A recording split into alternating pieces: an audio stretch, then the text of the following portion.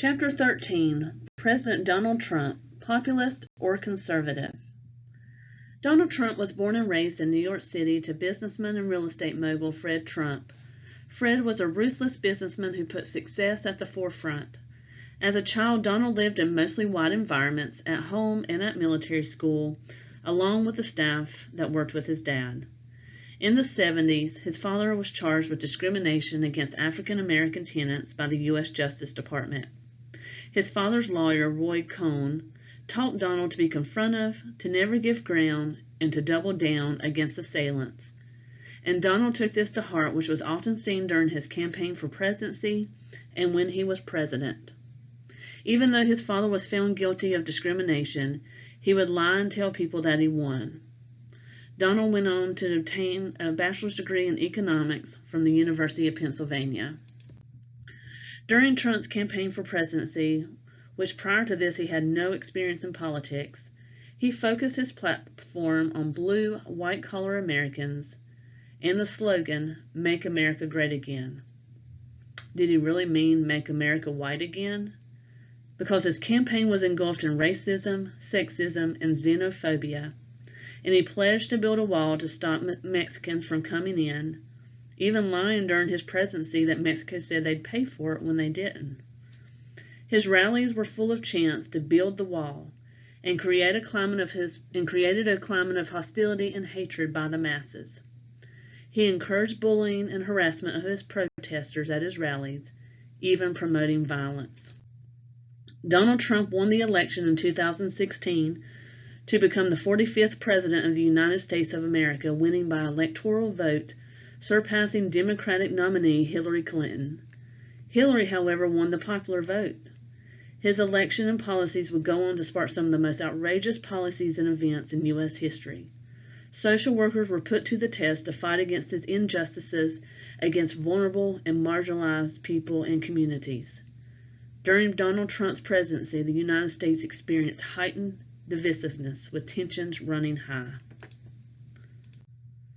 During Trump's presidency, he issued a 90-day travel ban on 7 Muslim-majority countries and suspended the refugee resettlement.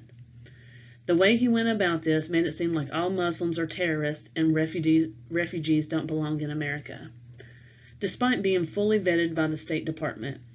This created further hostility and divide in America and hurt those most vulnerable.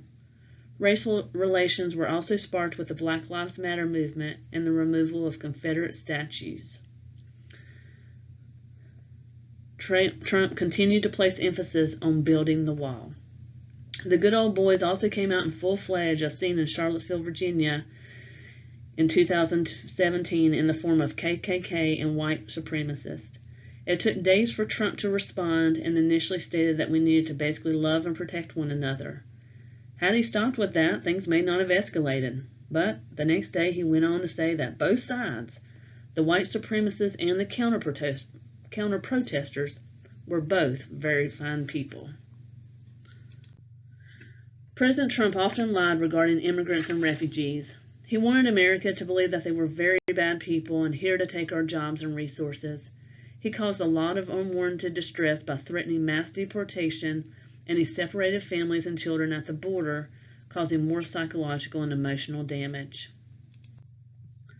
The Affordable Care Act is a big example of how President Trump wanted to get rid of every policy put into place by President Obama. But by doing so, it would have taken away health insurance from nearly 23 million people and cut Medicaid allocations, designated for those with limited resources.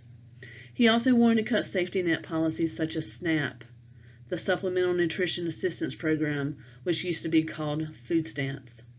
Luckily, this did not pass, and more people have health insurance now than ever before.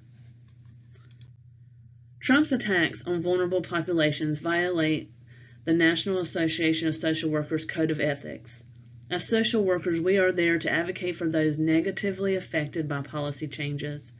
We will not stand for racist, homophobic, xenophobic, or sexist behavior or rhetoric by anyone, especially politicians. It is important to vote and elect officials who make it their mission to advocate and respond to those who need it the most, the vulnerable and the oppressed. We must advocate for the need of safety nets and affordable health care, as well as protest against racist and xenophobic policies.